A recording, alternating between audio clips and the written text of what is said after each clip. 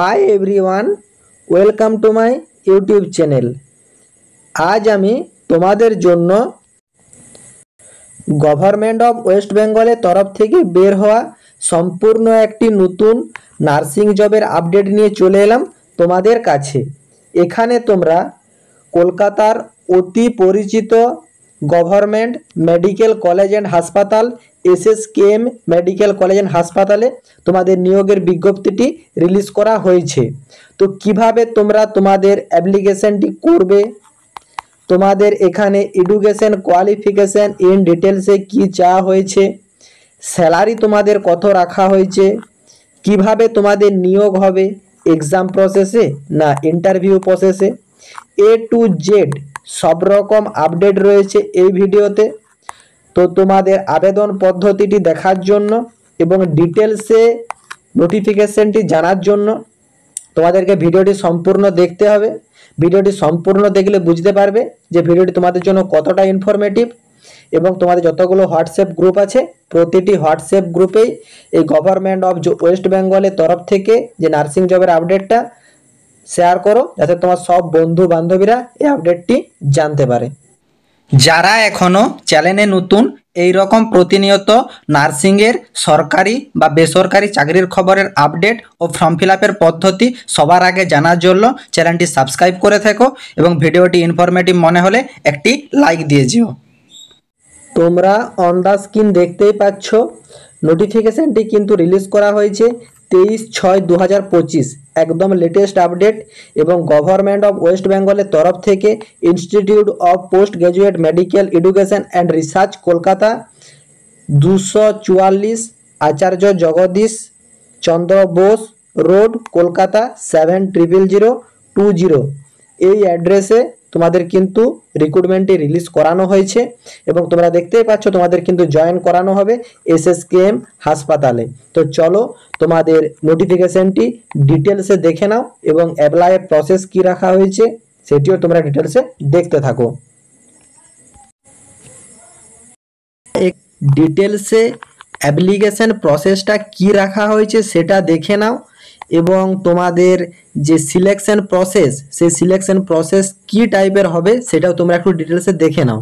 তোমরা এখানে দেখতেই পাচ্ছ যে উল্লেখ করে দেওয়া হয়েছে interested candidate may send their application along with CV with all supporting documents educational certificate and experience in a sealed envelope address to একটা অ্যাড্রেস দেওয়া আছে the office of the director IGPMER 244 Acharya Jagadish Chandra Bose road Kolkata 700020 or before বিফোর 30/6/2025 by 4 PM। তো যারা যারা apply করতে চাও এই 30/6/2025 বিকাল 4টার আগে কিন্তু তোমাদেরকে অ্যাপ্লাই করতে হবে। তো তোমাদের অ্যাপ্লিকেশন প্রসেসটা কি রাখা আছে দেখো, এখানে উল্লেখ করে দেওয়া আছে candidate who apply should invariably mention the name of the post apply for। এখানটা তোমরা ডিটেলসে দেখো, এইখানে তোমাদের কিন্তু অ্যাপ্লিকেশন প্রসেসটা পুরো লুকানো আছে। Name of the post apply for, notification number and date on the envelope as well as in the CV. মানে তোমাদের এখানে একটা সিভি রেডি করতে বলা হয়েছে, যে সিভিটাতে নর্মাল সিভির সাথে তোমাদেরকে কিন্তু এই পজিশনগুলো যেমন অ্যাড থাকে, যে পোস্টের জন্য তোমরা অ্যাপ্লাই করছো name of the post apply for, যে নোটিফিকেশান নাম্বারটা আমি দেখিয়ে দিচ্ছি তোমাদেরকে স্টেপ বাই স্টেপ দেখতে থাকো, এই নোটিফিকেশান নাম্বারটা এবং যে ডেটে তোমাদের এই ইনভলভটা রিলিজ করা হয়েছে সেই ডেটটা, এই সব দিয়ে কিন্তু তোমাদের একটা সিভি বানাতে হবে। সেই সিভিটার সাথে তোমাদের কিন্তু এডুকেশনাল সার্টিফিকেট এক্সপিরিয়েন্স যার যা আছে সেই এক্সপিরিয়েন্স, তার সঙ্গে তোমাদের আধার কার্ড, এই সব তোমাদেরকে রেডি করে তোমাদেরকে কিন্তু 30/6/2025 বিকাল 4টার আগে এই office of the director IGPMER 244 AJC Bose road Kolkata 700020 এই অ্যাড্রেসে তোমরা গিয়েও জমা করে আসতে পারো ইন পার্সন, অথবা বাই পোস্টেও তোমরা জমা করতে পারো। আশা করি তোমরা অ্যাপ্লিকেশনের প্রসেসিংটা সম্পূর্ণ বুঝতে পেরেছো। আমি আরেকবার বলে দিচ্ছি, তোমাদের নর্মাল যে সিভি, সেই সিভি টাইপের সিভি একটা নতুন রেডি করবে। সেইখানে তোমাদের প্রথমে ফার্স্ট উল্লেখ থাকবে সিভির প্রথমেই তোমার নেম, মানে সব থেকে ফার্স্ট থাকবে name of the post for apply, তারপর তোমার নোটিফিকেশান ডিটেলস দেবে, তারপর যে ডেটে এটা রিলিজ করা হয়েছে সেই ডেটটা তোমরা দেবে, তারপর তোমাদের যে ডিটেলস সেই ডিটেলসগুলো সব অ্যাড থাকবে। আশা করি তোমরা সম্পূর্ণ ব্যাপারটা বুঝতে পেরেছো। এরপর তোমরা দেখতেই পাচ্ছ যে এখানে তোমাদের উল্লেখ করে দেওয়া হয়েছে যে তোমাদের only candidate who are suitable for screening will be called for interview। মানে যারা যারা ফর্ম ফিল আপ অ্যাপ্লাই করবে সবাই যে ডাক পাবে এরকম ব্যাপারটা নয়। তোমাদের ফর্ম ফিল আপগুলোকে প্রথমে স্ক্রিনিং করা হবে, সেই স্ক্রিনিংয়ের ভিত্তিতে তোমাদের কিন্তু ইন্টারভিউতে ডাকা হবে। তারপর তোমরা দেখতে পাচ্ছ যে the candidate must be willing to travel all district in the state as per need for the project। মানে তোমাকে যে প্রজেক্টের আন্ডারে রিক্রুট করানো হচ্ছে সেই প্রজেক্টের জন্য তোমাদের কিন্তু অল ডিস্ট্রিক্ট, মানে আমাদের স্টেটের কিন্তু অল ডিস্ট্রিক্টে তোমাদেরকে যাতায়াত করতে হতে পারে, তার নিড আছে, এটা তোমাদেরকে অ্যাপ্লিকেবল হতে হবে। তারপর তোমরা দেখতেই পাচ্ছ যে এখানে তোমাদের preference will be given candidate with previous work experience and command of English, Hindi and local language Bengali. তোমাদেরকে প্রিভিয়াস কাজের যে এক্সপিরিয়েন্স সেই ভিত্তিতে তোমাদেরকে রিক্রুট করানো হচ্ছে, কিন্তু এখানে কোনোরূপ এক্সপিরিয়েন্সের কথা উল্লেখ নেই, কিন্তু এক্সপিরিয়েন্সকে গুরুত্ব দেওয়া হবে। তোমাদেরকে আমি দেখিয়ে দিচ্ছি, এক্সপিরিয়েন্সকে গুরুত্ব দেওয়া হচ্ছে, কিন্তু কোথাও এক্সপিরিয়েন্স লাগবে যে 2 বছর 5 বছর কোথাও উল্লেখ করা নেই। এখানে তোমাদের স্টাফ নার্স সহ আরও যে পদরাত আছে সেই পদরাতে কিন্তু তোমাদের 2 বছরের এক্সপিরিয়েন্স চাওয়া হয়েছে, কিন্তু স্টাফ নার্স পদে কোনোরূপ এক্সপিরিয়েন্স চাওয়া হয়নি। ফ্রেশাররা অ্যাপ্লাই করতে পারবে, কিন্তু এক্সপিরিয়েন্সেরকে প্রাধান্য বেশি দেওয়া হবে। আশা করি তোমরা সম্পূর্ণ ব্যাপারটি বুঝতে পেরেছো। এবং এখানে তোমাদের যে ইংলিশ, হিন্দি, তার সঙ্গে আমাদের লোকাল ল্যাঙ্গুয়েজ বেঙ্গলি, এই 3টি ল্যাঙ্গুয়েজ সম্পর্কে তোমাদের জ্ঞান থাকতে হবে, তাহলেই কিন্তু তুমি অ্যাপ্লাই করতে পারবে। তারপর দেখতে পাচ্ছ যে candidate are request to bring original and attested copy. মানে তোমরা যখন ইন্টারভিউতে যাবে অফ দ্য ইন্টারভিউ দিনে তোমাদের কিন্তু সব অরিজিনাল ডকুমেন্টস ক্যারি করতে হবে। মাধ্যমিকের, এইচএসের, তোমাদের যে জিএনএম বা বিএসসি ডিগ্রির, তারপর তোমাদের এক্সপিরিয়েন্স যাদের যা থাকছে সেই এক্সপিরিয়েন্স ডিটেলস, সব ডকুমেন্টস তোমাদেরকে ক্যারি করতে হবে। সঙ্গে সব অ্যাটেস্টেড, সেলফ অ্যাটেস্টেড করে 1 কপি করে জেরক্স নিয়ে তোমরা কিন্তু ইন্টারভিউর দিন পৌঁছাবে।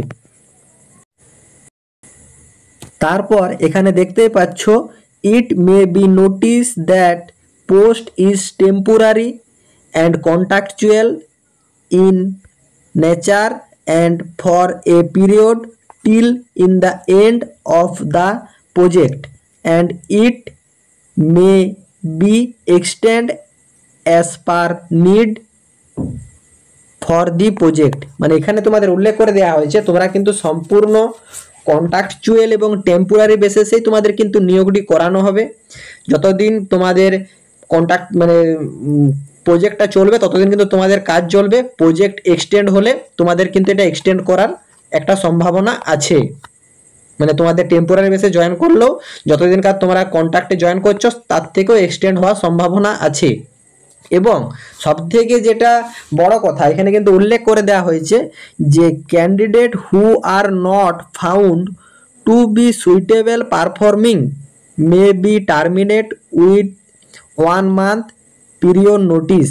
মানে তোমাদের যদি কাছের পারফরমেন্স ঠিক না থাকে তাহলে কিন্তু তোমাদেরকে 1 মাসের নোটিস পিরিয়ড দিয়ে তোমাদেরকে কিন্তু টার্মিনেট করে দিতে পারে। তো যারা যারা অ্যাপ্লাই করবে বা যারা যারা কাজ পাবে তারা কিন্তু সিরিয়াসভাবে কাজ করবে, না হলে কিন্তু তোমাদের এখান থেকে টার্মিনেটেরও একটা ব্যবস্থা তোমাদেরকে ঘোষণা করা হয়েছে যে তোমরা যদি কাজ ঠিকঠাক না করো তাহলে কিন্তু তোমাদেরকে টার্মিনেট করে দেওয়া হবে 1 মাসের নোটিস পিরিয়ড দিয়ে। এবং তোমরা যে ইন্টারভিউ দিতে যাবে ইন্টারভিউর কোনো টিএ বা ডিএ হাসপাতাল কর্তৃপক্ষ বহন করবে না, এটা কিন্তু উল্লেখ করে দেওয়া হয়েছে। আশা করি তোমরা অ্যাপ্লিকেশন আর তোমাদের সিলেকশন প্রসেসিং সম্পূর্ণ ব্যাপারটা বুঝতে পারলে, যেটা মেন ভাইটাল জিনিস।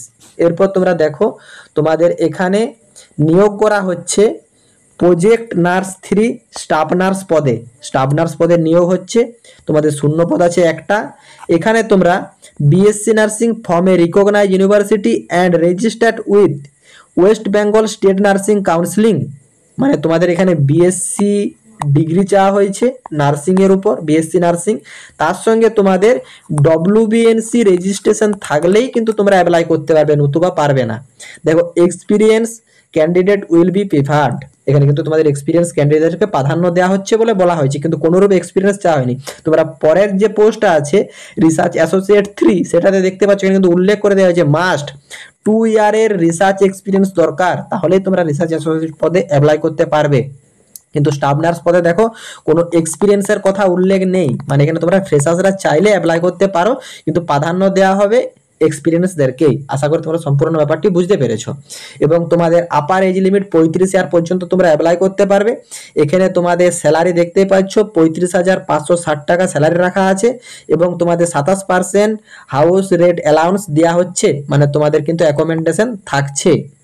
তাছাড়া দেখতে পাচ্ছ রিসার্চ অ্যাসোসিয়েট পদে তোমাদের নিয়োগ করা হচ্ছে। এখানে তোমাদের একটি শূন্য পদ আছে, পিএইচডি, এমডি বা এসএস, এমএস বা এমডিএস এইসব ডিগ্রি থাকলে এবং 2 বছরের এক্সপিরিয়েন্স থাকলে 40 বছর পর্যন্ত অ্যাপ্লাই করতে পারবে। 68,500 টাকা তোমাদের স্যালারি রাখা আছে। তোমাদের কিন্তু হাউস রেন্ট অ্যালাউন্স অ্যাভেলেবেল আছে।